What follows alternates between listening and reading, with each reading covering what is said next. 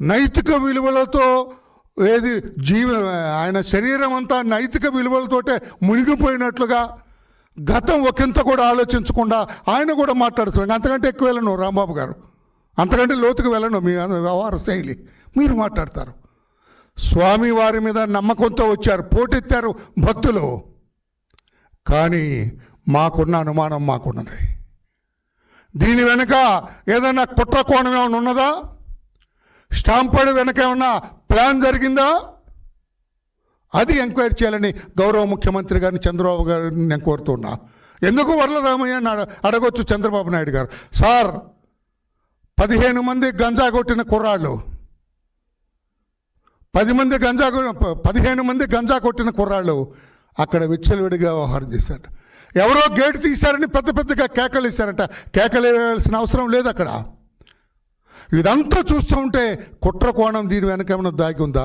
అధికారుల నిర్లక్ష్యం గౌరవ ముఖ్యమంత్రి గారు చెప్పారు, అది ఓకే. ఇంకా ఎక్కువగా బందోబస్తు సెక్యూరిటీ అరేంజ్మెంట్ తీసుకోవాల్సింది, మేము కాదంటలేదు.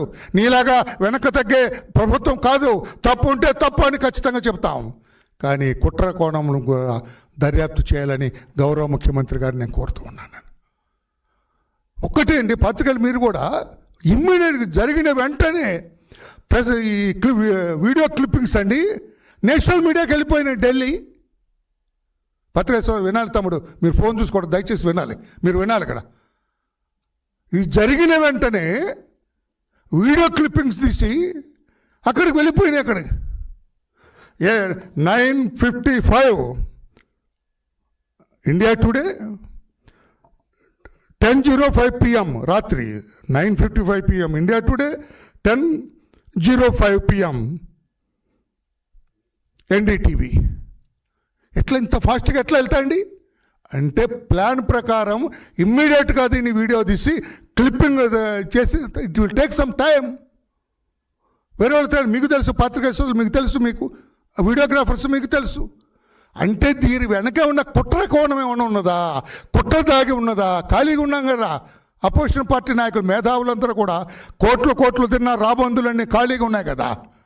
ఏదో ఒకటి చేయాలి. ఏదో స్వామివారి మీద ప్రేమ ఉన్నట్లు, స్వామివారికి అయ్యో ఇది జరిగింది ఇక్కడ అని భక్తుల మీద ఏదో ప్రేమ ఉన్నట్లుగా. నెవర్. అరే నువ్వు క్రైస్తవుడివయ్యా, నీవు స్వామివారి దగ్గరికి రావాలంటే డిక్లరేషన్ అడిగితే ఇచ్చే ధైర్యం లేని మీరు మాట్లాడే హక్కు మీకుందా జగన్మోహన్ రెడ్డి గారు అని చెప్పి నేను అడుగుతూ ఉన్నా. మీరు మినిస్టర్గా ఉన్నప్పుడు స్వామివారిని అడ్డు పెట్టుకొని కోట్లు కొట్టేశారు. ఎవ్రీడే 1000 టికెట్లు మీరు పెద్దిరెడ్డి కొట్టేశారని చెప్పి ఎలిగేషన్స్ ఉంటే సమాధానం చెప్పే ధైర్యం లేని రోజమ్మ గారు మీరు మాట్లాడతారు ధర్మమా అని చెప్పి నేను అడుగుతున్నా. అందరం కలిసి సానుభూతి తెలియజేయాలి, బాధపడాలి. అయ్యో ఇలా జరిగిందని చింతించవలసింది పోయి భలే జరిగింది, భలే ఛాన్స్ దొరికింది మనకి, ఈ ప్రభుత్వం మీద బుర్ర జల్లుదాం అని ఆలోచించటం కరెక్టా రోజమ్మ గారు? ఏమి అంబటి రాంబాబు గారు, ఏమి జగన్మోహన్ రెడ్డి గారు? అందరం కూడా దీనికి జరిగినది అందరూ బాధపడుతున్నారు.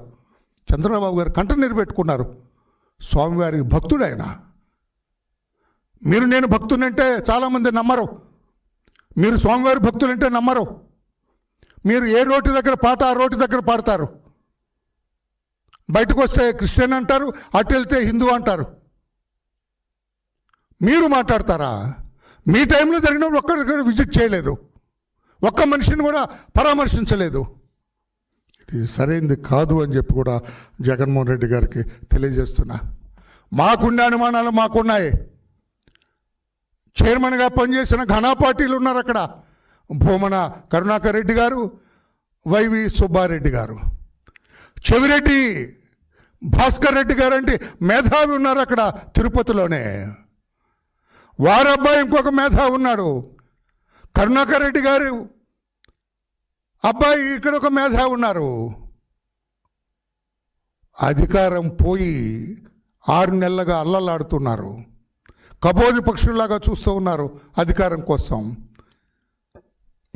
ఏ అవకాశం వచ్చినా కూడా ఈ వైపరీత్యాలను కూడా అడ్డుపెట్టుకొని అధికారంలోకి రావాలి, ప్రభుత్వం మీద బురద జల్లాలని ప్రయత్నం చేస్తున్నారు. అందుకే నేను ఒక మాట చెప్పాలనే ఉద్దేశంతో మీ దగ్గరకు రావడం జరిగింది. ప్రధాని మోడీ గారు వచ్చి రాష్ట్ర ప్రజలందరినీ సంతోషంగా పెట్టిన పరిస్థితి నుంచి అటెన్షన్ డైవర్ట్ చేయటం కోసం ఏదైనా కుట్ర పన్నారా, ఆ కోణంలో కూడా అవసరం ఉంటే ఏదన్నా సిఐడి ఎంక్వైరీ కానీ లేకుంటే సీనియర్ ఐఏఎస్ ఆఫీసర్తో ఎంక్వైరీ చేసి నిజాలు బయటకు తీయాలని చెప్పి కూడా మేము కోరుతున్నాం. గౌరవ ముఖ్యమంత్రి గారు దయతో అంగీకరించి ఈ కోణంలో కూడా ఎలా జరిగింది, ఎవరు అది గంజా ఏంటి సార్, తిరుపతిని గంజాకేం స్పేర్ చేయట్లేదు వాళ్ళు. గంజా విచ్చలవిడిగా అందుబాటులో ఉండి ఆ గంజా తాగిన కుర్రాళ్ళు ఎవరు, అక్కడ ఉన్న వాళ్ళందరూ ఎవరు, సీసీ ఫుటేజ్లన్నీ చూచి సునిశ్చితంగా దర్యాప్తు చేసి ఈ కుట్రకోణాన్ని బయటకు తీయాలని చెప్పి కూడా మేము డిమాండ్ చేస్తున్నాం. గౌరవ ముఖ్యమంత్రి గారు దీన్ని పరిగణలోకి తీసుకోవాలని చెప్పి కూడా కోరుతున్నాం. ఎందుకు చేస్తే ఎంతకైనా సమర్థత. బాబాయిని కొట్టేశారండి, సొంత బాబాయిని వేసిన బ్యాచ్ సార్ అది.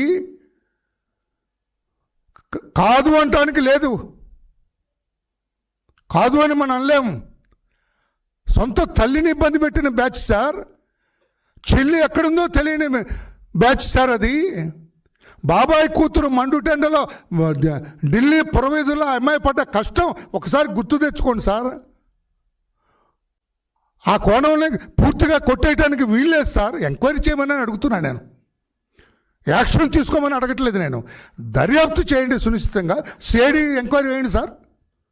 లేకపోతే సీనియర్ ఐఏఎస్ ఆఫీసర్లు ఎవరన్నా ఒక కమిటీ వేయండి, 2-3 సీనియర్ ఆఫీసర్తో ఏం జరిగిందో చూడమనండి. కూలంకషంగా దర్యాప్తు చేయించండి, ఈ కోణాన్ని బయటకు తీయండి అని చెప్పి కూడా తెలియజేస్తున్నాను. ఎట్లా జరిగింది, 3 చోట్ల 4 చోట్ల జరిగింది. భక్తులు నేను ఇది జరగకపోతే ఎంతో సంతోషించేవాళ్ళం. భక్తులు ఇంత పెద్ద ఎత్తున పోటెత్తారని చెప్పి సంతోషించేవాళ్ళం. అధికార గణం కూడా ఇంకొంచెం జాగ్రత్తలు తీసుకుంటే పోయేది. నేను కూడా మా ముఖ్యమంత్రి గారు చెప్పింది సబవేది. అధికారులు ఇంకొంచెం కట్టుదిట్టంగా ఉండవలసింది, ఏర్పాట్లు ఇంకొంచెం ఎక్కువగా చేసి ఉండవలసింది. వాటన్నిటి మీద కూడా దర్యాప్తు చేయాలి, ఈ కుట్ర కోణాన్ని కూడా వెలుగు తీయాలి దర్యాప్తు చేసి అని చెప్పి కూడా తెలియజేస్తూ, ఎలా వెళ్ళిన ఈ వీడియో క్లిప్పింగ్స్ నేషనల్ మీడియాకి విత్ ఇన్ నో టైం. అంటే somebody is drafted for that, somebody is deputed for that. దాని మీద ఉంచారు కొంతమందిని. ఇది జరిగినప్పుడు వీడియో తీయండి, ఇమీడియట్గా తీసి నేషనల్ మీడియాకి పంపించండి. లేకపోతే ఎలా జరుగుతుంది సార్? ఈ కోణంలో దర్యాప్తు చేయించండి అని చెప్పి కూడా గౌరవ ముఖ్యమంత్రి గారిని కోరుతూ ఉన్నా. ఇది ఊరికే పోవటానికి లేదు. 6 ప్రాణాలు బలికొన్న ఈ